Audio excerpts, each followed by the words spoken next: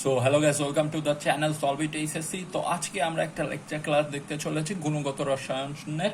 তো পার্ট ওয়ানে সবাইকে স্বাগতম। আশা করি সবাই খাতা কলম নিয়ে ক্লাসটা করতে বসবা, তাহলে আশা করি সবাই উপকৃত হবা। সো প্রথমে আমরা চলে যাই। সো পার্ট ওয়ানে প্রথমে আমরা যে জিনিসটা পড়বো সেটা হচ্ছে পরমাণু ও তার মূল কণিকা সমূহ। পরমাণু ও তার মূল কণিকা। সো পরমাণুর মূল কণিকা রয়েছে কয়টি ভাইয়া? পরমাণুর মূল কণিকা প্রধানত রয়েছে মূল কণিকা, ঠিক আছে। সো পরমাণুর মূল কণিকা বলতে প্রথমেই আমরা যে বিষয়টা বুঝবো সেটা হচ্ছে পরমাণুর মৌলিক কণিকা। মৌলিক কণিকা। সো পরমাণুর মৌলিক কণিকা আছে কয়টা ভাইয়া? পরমাণুর মৌলিক কণিকা আছে তিনটা। তিনটা কি কি? একটা হচ্ছে স্থায়ী মূল কণিকা। স্থায়ী মূল কণিকা, স্থায়ী মৌলিক না কিন্তু মূল কণিকা, ঠিক আছে। আচ্ছা, 2 নম্বরে আছে অস্থায়ী মূল কণিকা। আর লাস্ট হচ্ছে কম্পোজিট কণিকা, ঠিক আছে। কণিকা তাহলে কি কি বললাম ভাইয়া? স্থায়ী মূল কণিকা, অস্থায়ী মূল কণিকা, কম্পোজিট কণিকা, ঠিক আছে। তো স্থায়ী মূল কণিকাকে আবার আমরা তিনটা ভাগে ভাগ করেছি। সবাই জানো স্থায়ী মূল কণিকা তিনটা ভাগে ভাগ করেছি। কয়টা ভাইয়া? তিনটা। সো তিনটা কি কি? একটা হচ্ছে ইলেকট্রন, একটা প্রোটন আর একটা নিউট্রন। সো ইলেকট্রনের ক্ষেত্রে এর ভর হচ্ছে, আমাদের সকলের জানা উচিত, ইলেকট্রনের ভর হচ্ছে 9.1 × 10⁻²৮ গ্রাম, ঠিক আছে, 28 গ্রাম। প্রোটনের ক্ষেত্রে ভর হচ্ছে 1.673 × 10⁻24 গ্রাম। আর নিউটনের ক্ষেত্রে খুব ক্লোজ, 1.675 × 10⁻24 গ্রাম। আচ্ছা, সো চার্জ হচ্ছে ইলেকট্রনের ক্ষেত্রে চার্জ হচ্ছে -1.6 × 10⁻19। প্রোটনের ক্ষেত্রে চার্জ হচ্ছে 1.6 × 10⁻19। আর নিউটন যেহেতু চার্জহীন, সো নিউটনের চার্জ 0। সো আমরা এখান থেকে বুঝতে পারছি ইলেকট্রন হচ্ছে নেগেটিভ, প্রোটন পজিটিভ, আর নিউটন হচ্ছে 0 চার্জ বিশিষ্ট স্থায়ী মূল কণিকা। সো আমরা বুঝতে পারলাম যে কোনো একটা পরমাণুর ইলেকট্রন এবং প্রোটনের চার্জ সর্বদা সমান এবং বিপরীতমুখী। সর্বদা সমান এবং বিপরীতমুখী। সো আপেক্ষিক চার্জ তাহলে কি হবে? আপেক্ষিক চার্জ এই ক্ষেত্রে হবে -1, খুবই সহজে বলতে পারি। এই ক্ষেত্রে হবে +1, এই ক্ষেত্রে 0, যেহেতু চার্জ নেই। যেহেতু কি বললাম ভাইয়া? চার্জ নেই, ঠিক আছে, বোঝা গেছে। তো স্ক্রিনশট তুলে নিতে চাইলে তুলে নিতে পারো। তো আমরা পরবর্তী টপিকে চলে যাই। পরবর্তী টপিকটা আবার হচ্ছে অস্থায়ী মূল কণিকা। কি বললাম ভাইয়া? অস্থায়ী মূল কণিকা। অস্থায়ী মূল কণিকা। অস্থায়ী মূল কণিকা। সো অস্থায়ী মূল কণিকা আছে অনেকগুলা। সো কি কি আছে একটু শুনে নিব। লিখতে চাইলে লিখে নাও, আমার এখানে যেহেতু সময় সংকট, সো আমি লিখছি না। সো অস্থায়ী মূল কণিকার মধ্যে রয়েছে পাইয়ন, মিয়ন, নিউট্রিনো, অ্যান্টি নিউট্রিনো, মেসন এবং পজিট্রন। মেসন আর পজিট্রন এই দুইটা মনে রাখো, অন্যগুলো মনে না রাখলেও হবে। আর কম্পোজিট কণিকার মধ্যে আছে দুইটা, একটা হচ্ছে ডিউটেরন কণা আর একটা সবাই জানো সেটা হচ্ছে আলফা কণা, ঠিক আছে। আচ্ছা, তো পরমাণু মডেল। এবার আমরা যেটা পড়বো সেটা হচ্ছে পরমাণু মডেল। সো পরমাণু মডেল, বিভিন্ন সময় বিভিন্ন বিজ্ঞানী বিভিন্ন ধরনের পরমাণু মডেল দিয়েছেন। যেমন প্রথম যেই পরমাণু মডেলটা আমরা পড়বো সেটা হচ্ছে থমসন মডেল। থমসন পরমাণু মডেল, এটা দেওয়া হয়েছিল 1907 সালে। কত সালে ভাইয়া? 1907 সালে। তারপর 2 নম্বর আছে রাদারফোর্ডের পরমাণু মডেল, সবার জানা, ঠিক আছে। রাদারফোর্ড পরমাণু আর লিখলাম না, মডেল, এটা দেওয়া হয়েছিল 1911 সালে। মাথায় রাখো, এটা কিন্তু ইম্পর্টেন্ট। আচ্ছা, 3 নম্বর হচ্ছে বোর। বোরের পরমাণু মডেল, ঠিক আছে, পরমাণু মডেল এটা দেওয়া হয়েছিল কত সালে ভাইয়া? 1913 সালে, 1913 সালে। তারপরে আসবে সমারফিল্ড পরমাণু মডেল, সমারফিল্ড পরমাণু মডেল, কি বললাম ভাইয়া? সমারফিল্ড পরমাণু মডেল। এটা দেওয়া হয়েছিল 1913 থেকে 1916 মাঝামাঝি, বা 1913 থেকে 1916, এর সঠিক সাল জানা নেই, ঠিক আছে। আচ্ছা, তারপরে 5 নাম্বার হচ্ছে, এগুলা লাগবে না, তাও জেনে রাখো, ভেক্টর পরমাণু মডেল। সো ভেক্টর পরমাণু মডেল দেওয়া হয়েছিল 1919 সালে, 1919 সালে। আর লাস্ট বাট নট লিস্ট, এটা হচ্ছে লুইস ডিব্রোগ্লি কর্তৃক প্রস্তাবিত পরমাণু মডেল বা তরঙ্গ বলবিদ্যা। এটা আমাদের যেহেতু কনসেপ্ট আছে, সেটা আমরা পড়বো, ঠিক আছে। তরঙ্গ বলবিদ্যা পরমাণু কি মডেল, পরমাণু মডেল, এটা দেওয়া হয়েছিল 1924 সালে, ঠিক আছে। সো আমরা নেক্সট টপিকে চলে যাই। নেক্সট টপিক হচ্ছে আমাদের আইসোটোন, আইসোটোপ, আইসোবার। কি কি বললাম ভাইয়া? নেক্সট টপিক নিয়ে আমরা আলোচনা করব, সেটা হচ্ছে আইসোটোন, টোন, ঠিক আছে। আমরা সহজে বুঝবো এই জিনিসটা। আইসোবার, আর হচ্ছে কি আইসোটোপ, আইসোটোপ, আর হচ্ছে লাস্ট আইসোমার, আইসোমার।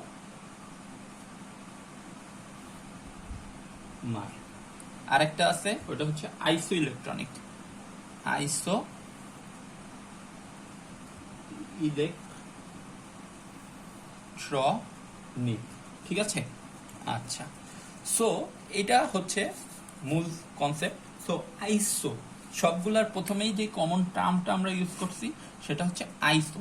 সো আমরা মনে রাখবো আইসো ইকুয়াল টু সমান, আইসো ইকুয়াল টু কি? সমান, আইসো ইকুয়াল টু সমান, এই জিনিসটা সবাই মনে রাখো, ঠিক আছে। আইসো ইকুয়াল টু সমান। সো আইসোটোন, আইসোটোন আমরা কি বললাম ভাইয়া? আইসোটোন। সো এখানে ন আছে, ঠিক আছে। সো আইসো মানে সমান, নতে কি হয়? নিউটন, খুব সহজ না? নিউটন। আচ্ছা, এখানে র আছে, সো ভরেরও র আছে, তাহলে আইসো বার মানে কি? সমান ভর, সমান ভর। সো এখানে প আছে, আইসোটোপের প আছে। সো আইসোটোপ, পতে কি? প্রোটন। সো আইসোটোপ মানে কি? সমান প্রোটন। আচ্ছা, আইসোমার, কি বললাম ভাইয়া? আইসোমার।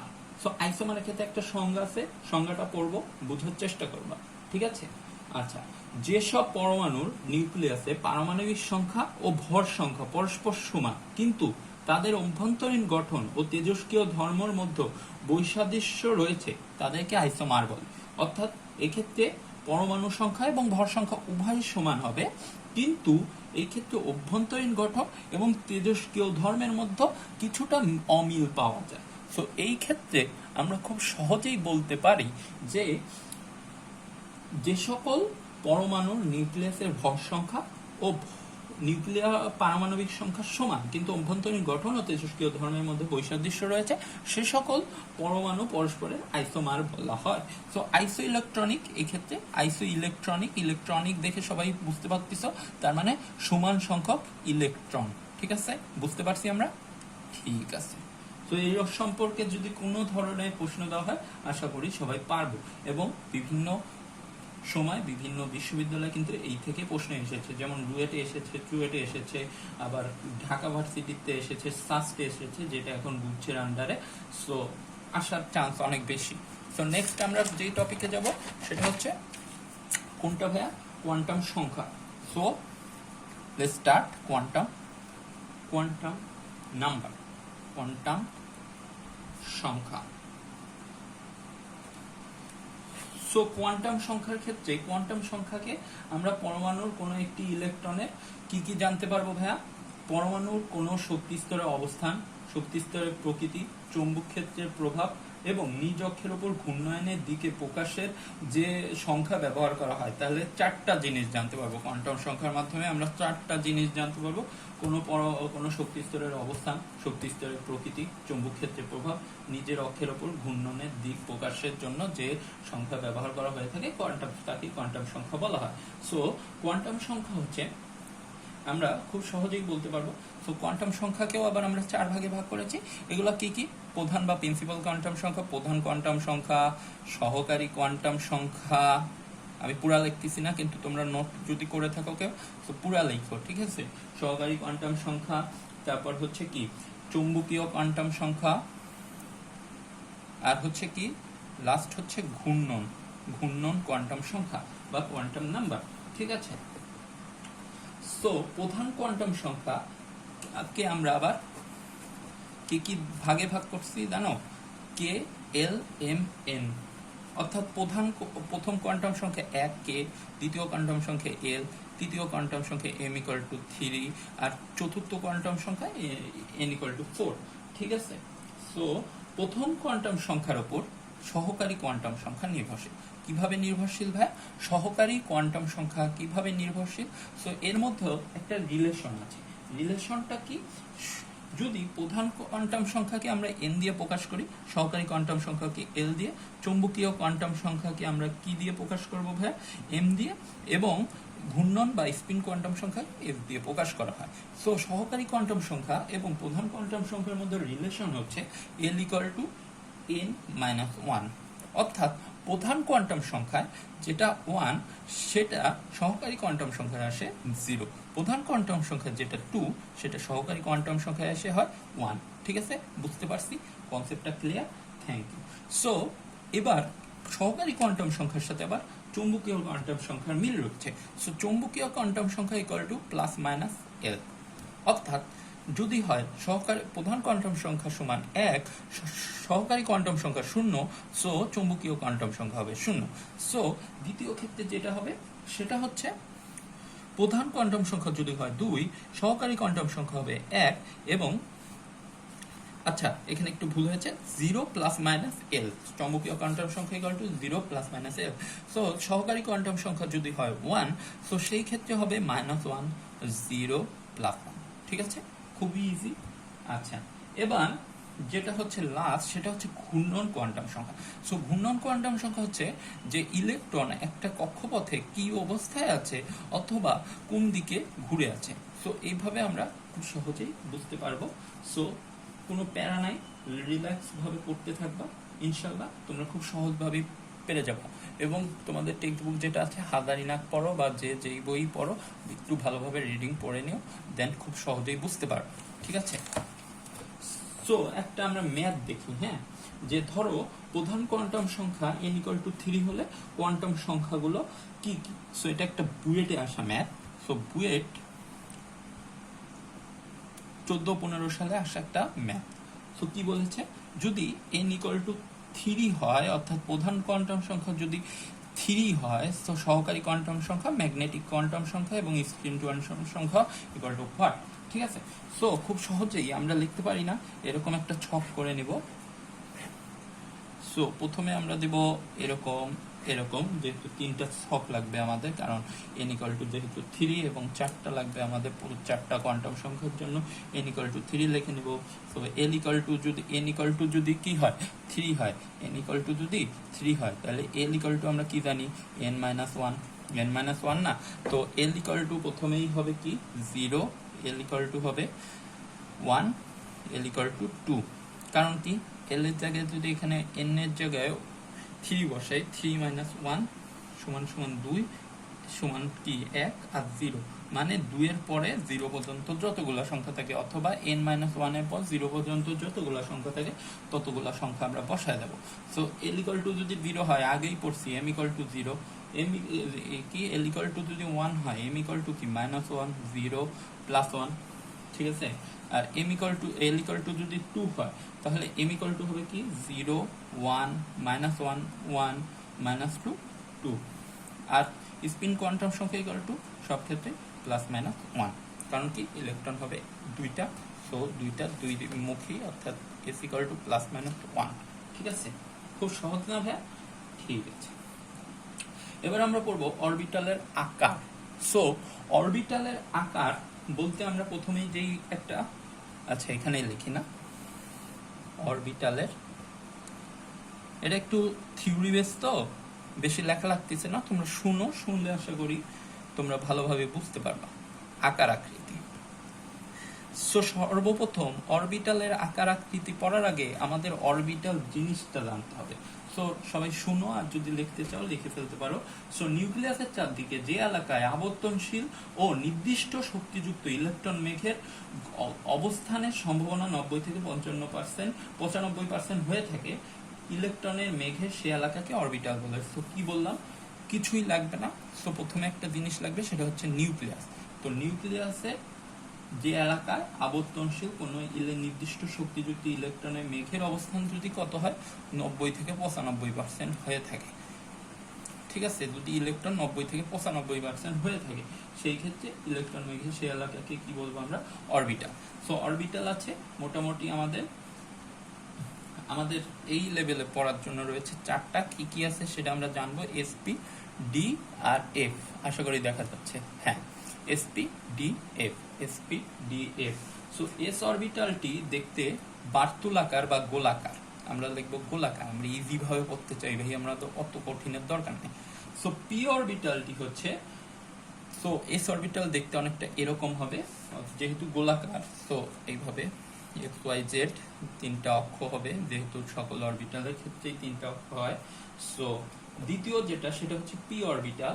সো পি অরবিটাল এর ক্ষেত্রে এটা হচ্ছে ডাম্বেল আকৃতি। কি বললাম ভাইয়া, ডাম্বেল আকৃতি। সো পি অরবিটালটা অনেকটা দেখতে এরকম হবে, দেখো। সো পি অরবিটালটা দেখতে অনেকটা এরকম। আচ্ছা, আর ডি অরবিটাল হচ্ছে ডাবল ডাম্বেল আকৃতির, double dumbbell. So double dumbbell কি, খুব সহজেই বুঝতে পারছি, এটা হচ্ছে প্রিভিয়াসটার মতোই, কিন্তু প্রিভিয়াসটা ছিল সিঙ্গেল ডাম্বেল, আর পরবর্তীটা হচ্ছে ডাবল ডাম্বেলের, ঠিক আছে। আমি অত এক্সপার্ট না ভাই। সো এফ অরবিটালটা একটু হচ্ছে, এফ অরবিটাল জ্যামিতিক আকৃতি আরো জটিল। কারণ কি জানো, এফ অরবিটালটা আবার 5টা ভাগে ভাগ করা যায়। এস কে আমরা কয় ভাগে ভাগ করতে পারি, একটা ভাগে, ঠিক আছে। পি কে আমরা ভাগ করতে পারি 3টা ভাগে। কয়টা ভাগ বললাম ভাই, 3টা ভাগে। 3টা ভাগে ভাগ করা যায় পি কে। কারণ কি বলতে পারো, সো এটা নির্ভর করে হচ্ছে 12+1 এর উপর। কি বললাম, 12+1 এর উপর। এই যে এই ছোট একটা কনসেপ্ট। সো এস এর মান আমরা ধরি 0, পি এর মান ধরি 1, ডি এর মান ধরি 2, সো এফ এর মান 3। সো উপশক্তি স্তর, এগুলো যেহেতু শক্তি স্তর, আর এটা আমাদের উপশক্তি স্তর। সো এল এর জায়গায় যদি আমরা 0 বসাই, ঠিক আছে, এল ইকুয়াল টু 0 বসাইলে +1। সো উপশক্তি স্তরে এস এর ক্ষেত্রে 1টা, পি এর ক্ষেত্রে 3টা, ডি এর ক্ষেত্রে 5টা, এফ এর ক্ষেত্রে 60টা, ঠিক আছে, 60টা। আচ্ছা, এইভাবে পড়বা। সো এফ এর জটিল যেহেতু, সো এগুলো হচ্ছে F X Y Z, F Y Z square, F X Z square, আরো আছে ভাই, এত লাগবে না, ঠিক আছে। সো আজকের মতো এই পর্যন্তই ভিডিওটা। যদি ভিডিওটা ভালো লাগে থাকে তো অবশ্যই লাইক করো, চ্যানেলে নতুন হলে চ্যানেলটি সাবস্ক্রাইব করো। পরবর্তীতে আমরা ইলেকট্রনের বিন্যাসের নিয়ম বা নীতি সম্পর্কে জানবো, পারমাণবিক ভর ও আপেক্ষিক ভর সম্পর্কে জানবো, এবং কিছু বিশেষ কনসেপ্ট দেখার চেষ্টা করব। আর আমরা হাইজেনবার্গের অনিশ্চয়তার নীতি পড়বো, ডি ব্রগলির মতবাদ পড়বো, খুব সহজভাবে পড়ানোর চেষ্টা করবো ইনশাআল্লাহ। তো পরবর্তীতে এই ভিডিওগুলো আসতে চলেছে, এবং পরবর্তীতে আরো ভর ত্রুটি, নিউক্লিয়াসের বন্ধন শক্তি, তেজস্ক্রিয়তা, এসব নিয়ে আলোচনা হবে। তো কন্টিনিউ করে ক্লাসগুলো, আশা করি সবার ভালো হবে, ঠিক আছে। তো আজকের মতো এই পর্যন্ত এই ভিডিওটি। আসসালামু আলাইকুম এভরিওয়ান।